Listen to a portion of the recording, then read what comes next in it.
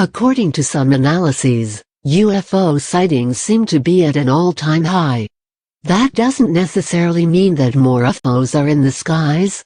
Rather, it's more likely that more sightings are simply being recorded and reported thanks to modern technology.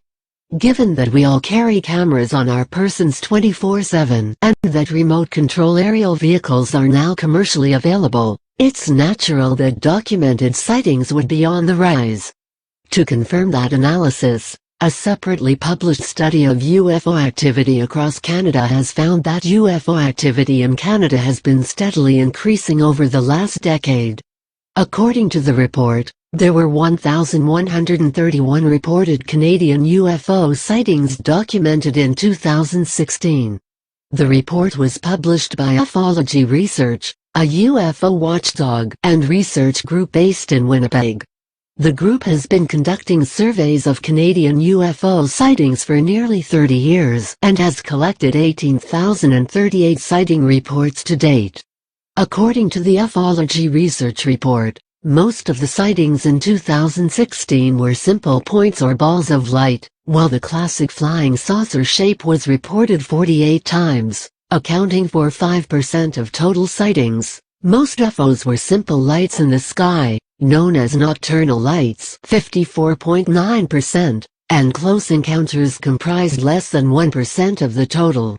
This is borne out by the bell-shaped distribution of strangeness in 2016, where most UFO sightings were unremarkable and simply lights or distant objects moving in the sky. The most remarkable finding in this year's survey is the fact that unexplained sightings dropped to a record low 4%, while the number of explained cases hit its lowest point since 1992 at 1.5%. Due to the fun-ruining abilities of the Internet, identifying the source of unknown objects in the sky is easier than ever thanks to public flight data and imaging software.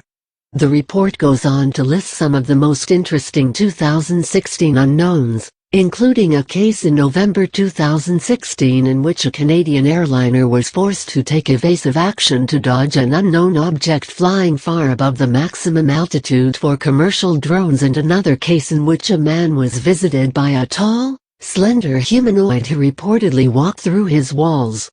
Other case descriptions can be found in Theth Group's raw data.